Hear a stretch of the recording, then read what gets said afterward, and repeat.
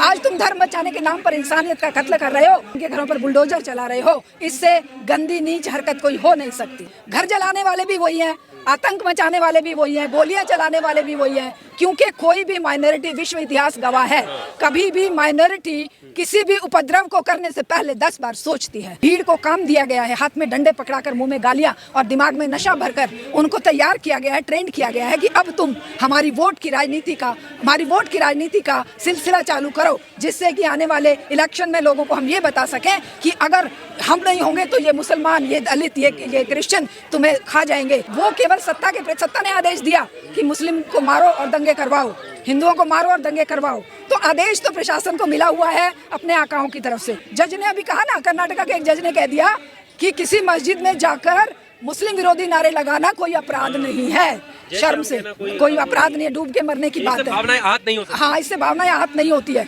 मतलब इससे बड़ी शर्म की बात क्या होती है एक धर्मनिरपेक्ष देश में?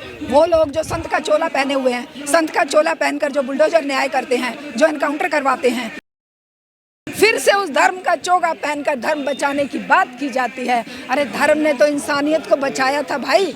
आज तुम धर्म बचाने के नाम पर इंसानियत का कत्ल कर रहे हो, बेटियों के साथ रेप कर रहे हो, महिलाओं की दुर्गति कर रहे हो, घर में घुसकर उनके साथ बलात्कार और उनके साथ अजीबोगरीब हरकतें कर रहे हो, उनके घरों पर बुलडोजर चला रहे हो। इससे गंदी नीच हरकत कोई हो नहीं सकती। क्या वजह है फिर जब भी कोई धार्मिक त्योहार आता है, शोभा यात्रा निकलती है, तो इस तरह की खबर आती है कि घरों में तोड़फोड़, हिंसा, सरकारी प्रॉपर्टी को जलाया जाता है?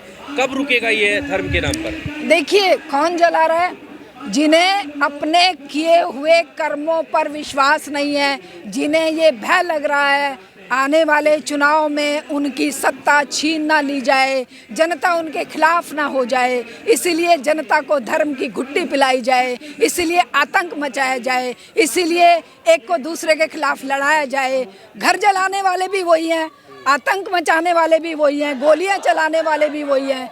क्योंकि कोई भी माइनॉरिटी, विश्व इतिहास गवाह है, कभी भी माइनॉरिटी किसी भी उपद्रव को करने से पहले 10 बार सोचती है। उसको पता है कि वो संख्या में कितने हैं। वो कभी भी किसी उपद्रव को इनिशिएट नहीं करते हैं। उनको इंस्टिगेट किया जाता है, उनको उकसाया जाता है, किसी को आके गालियां दी जाती हैं धार्मिक यात्राओं के नाम पर। क्योंकि वो उकसाएंगे नहीं तो इस बेरोजगार भीड़ को काम दिया गया है, हाथ में डंडे पकड़ाकर, मुंह में गालियां और दिमाग में नशा भरकर उनको तैयार किया गया है, ट्रेंड किया गया है कि अब तुम हमारी वोट की राजनीति का सिलसिला चालू करो, जिससे कि आने वाले इलेक्शन में लोगों को हम ये बता सकें कि अगर हम नहीं होंगे तो ये मुसलमान, ये दलित, ये क्रिश्चियन तुम्हें खा जाएंगे, हिंदू राष्ट्र को बर्बाद कर देंगे। इसीलिए ये इंसानियत का कत्ल करने के लिए, अपनी कुर्सी बचाने के लिए इस तरह के अपराधों को, इस तरह के हरकतों को अंजाम देते हैं।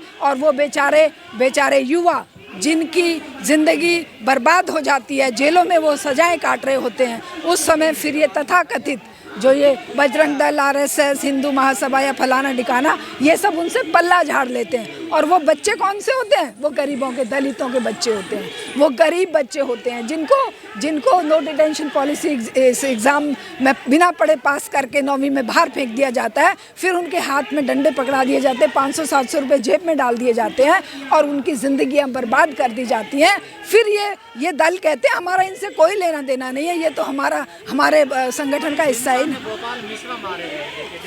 देखिए, ऐसे तो वो आर्यन भी मारा गया है, मारे तो जाएंगे। अब भाई उसके साथ घुन भी पिसेगा, ये ज़रूरी नहीं है। वो जैसे मुनव्वर की वो गज़ल है ना कि आग जले लगेगी आग तो कई हाँ, एक अकेले मेरा मकान थोड़ा ही है। तो मिश्रा भी मरेंगे, आर्यन भी मरेंगे, दीक्षित भी मरेंगे, दलित भी मरेंगे, सब मरेंगे। आपने ये कहा कि माइनॉरिटी समझदार है और ये इतिहास रहा है कि माइनॉरिटी ने कभी हमला नहीं किया, लेकिन आरोप तो मुसलमानों पर ही लगता है कि पत्थरबाजी होती है, शोभा यात्रा। देखिए, पत्थरबाजी करने का काम भी उन्हीं में से। अब मान लो कुछ लोगों को ये कह दिया जाए कि तुम पत्थर मारना, तुम्हें एक पत्थर के 500 रुपये मिलेंगे। गरीबी से जूझते हुए लोग किसी भी तरीके से अपने आप को बेचने को तैयार हो जाते हैं। वही लोग, एक आई थी तमस करके, एक मूवी आई थी, इंडिया पाकिस्तान जब सेपरेट हुए, उसमें एक जो वो कसाई होता है, वो रात को घर नहीं आता, उसकी बीवी और माँ जब परेशान होती हैं तो सुबह वो डरता डरता आता है और सो जाता है। तो देखता है 9-10 बजे से कि अरे यहाँ दंगे कैसे हो रहे हैं, बोले किसी ने मंदिर के आगे गाय काट के डाल दी। ओहो, वो सर पीट लेता है। दूसरी तरफ ये इधर दंगे क्यों हो रहे हैं, बोले किसी ने मस्जिद के सामने सुअर डाल दिया। वो सर पकड़ के बैठ जाता, कहता ये दोनों काम तो रात को मैंने ही किए थे, मेरे से ही करवाए थे, और एक ही बंदा था जो दोनों काम करवाने के लिए मुझे पैसे दे के गया। और मैं, क्योंकि मेरे बीवी को बच्चा होने वाला था, मैं उस दर्द में कि मुझे पैसा चाहिए था, मैंने ये दोनों काम किए, और ये मैं गुनहगार हूँ इन दंगों के लिए।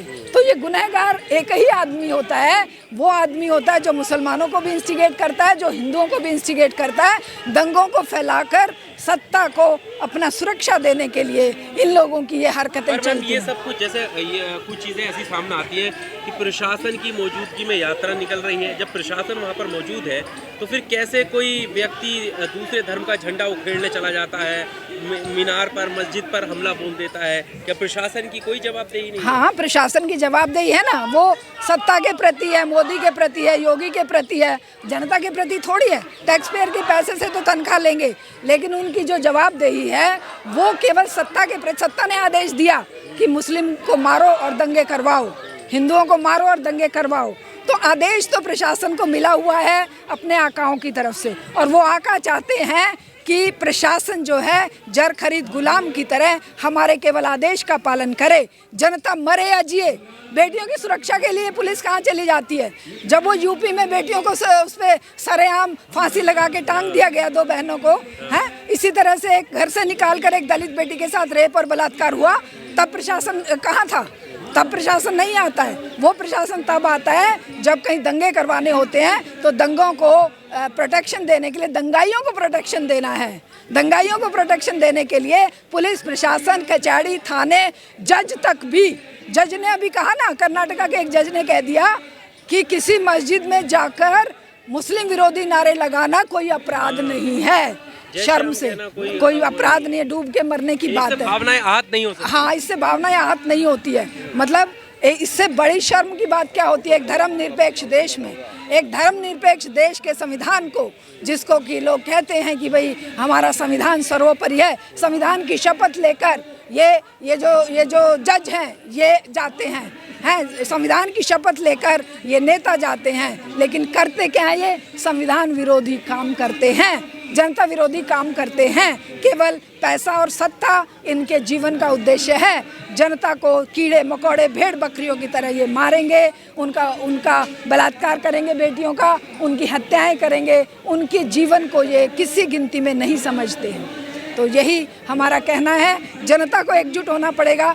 कोई कानून, कोई न्याय, कोई प्रशासन, कोई पुलिस हमारी रक्षा नहीं करेगी। रक्षा करेंगे तो हमारे और आपके ये जन आंदोलन, जिनके लिए आज हम यहाँ पर आए हैं। आप देखिए ना, यूपी में कितनी बेटियों के साथ रोज अपराध हो रहे हैं, कितने बुरी तरह से, कहीं दलितों की बेटियों को, कहीं मुस्लिम बेटियों को, कहीं किसी भी रूप में। कभी कभी लोग मुझे कहते हैं अरे आप दलितों के लिए आवाज़ नहीं उठाते। हम कहते हैं जब बेटी के साथ अपराध होता है, उससे ये नहीं पूछा जाता तू दलित है कि ब्राह्मण है कि तू पंडित है कि तू किसी और कास्ट की है। वो एक बेटी है, अपराध के लिए यही काफ़ी है, रेप के लिए यही काफ़ी है कि वो औरत है। उस औरत का होना ही अपने आप में अपराध, उस मानसिकता को एक तरह से जागृत कर देता है कि इस पर अटैक किया जाए, क्योंकि ये असहाय है, क्योंकि इसको कानून के ज़रिए भी जो प्रोटेक्शन है वो केवल दिखावटी है। अगर हमारे सत्ता में तार जुड़े हुए हैं, अगर हमारे पास एक कहीं ना कहीं कोई सुराग है जिससे कि हम बच सकते हैं, तो वो अपराध करते हुए आगे पीछा नहीं देखते हैं। तो ये लगातार होने वाला एक पैटर्न बन गया है। वो पैटर्न इस समाज के लिए बहुत खतरनाक है। वो पैटर्न, हाँ, उत्तर प्रदेश को अपराध के मामले में जो सूची है वो सबसे पहले नंबर पर पहुंच गया है। हाँ। लेकिन दिखाया जाता है कि योगी सरकार में अपराध मुक्त यूपी हो गया है। क्यों नहीं दिखाएंगे? उनके ऊपर लांछन नहीं लगेगा? वो लोग जो संत का चोला पहने हुए हैं, संत का चोला पहनकर जो बुलडोजर न्याय करते हैं, जो एनकाउंटर करवाते हैं, जो बेटियों की हत्याएं और रेप करवाने के बाद उनको जिंदा जला देते हैं, ऐसे लोगों को शर्म नहीं आएगी जब उन्हें ये पता चलेगा कि भाई अपराध, वैसे भी एनसीआरबी के आंकड़े देखो तो यूपी जो है सबसे ऊपर है अपराधों की इसमें, लेकिन ये जो भगत जन है ये फालतू में बकवास करते रहते हैं कि यूपी जो है अपराध मुक्त हो चुका है और योगी ने अपराधियों को ठिकाने लगा दिया है, लेकिन ये झूठ है, ये फरेब है और ये केवल दिखावा है। पर मैम, जब महिलाओं पर अत्याचार की बात आती है तो फिर वो मामला कोई सा भी हो, आपने रेप की बात करी, इसके अलावा भी प्रताड़ना का सामना करता है। अभी हाल ही में जो बहराइच में हुआ है उसमें भी महिलाओं को के साथ काफ़ी दुर्व्यवहार हुआ है, घरों में घुस कर के तोड़फोड़ की गई है। जो पुरुष लोग हैं वो तो भाग जाते हैं, लेकिन महिलाओं पर अत्याचार हुआ है, क्या कहना? देखिए, जब कोई कायर समाज होता है ना, किसी समाज के विकास का या किसी समाज के उन्नति का क्या मापदंड है? उसका ये मापदंड है कि उस समाज की बेटियां, उस समाज का कमज़ोर तबका, उस समाज के वो लोग जो एक लेवल से नीचे हैं, वो अपने आप को सुरक्षित महसूस करते हैं या अन्याय या अत्याचार का शिकार हैं। तो ये इस समाज की, खास करके यूपी के समाज की एक कहानी कहता है, एक उनका जो कच्चा चिट्ठा है वो खोलता है कि जो कायर, अपराधी, डरपोक और जो गैर इंसानियत रखने वाले लोग, अमानवीय मूल्यों को जीने वाले लोग हैं, वो केवल महिलाओं पर अटैक करेंगे, वो दलितों पर अटैक करेंगे।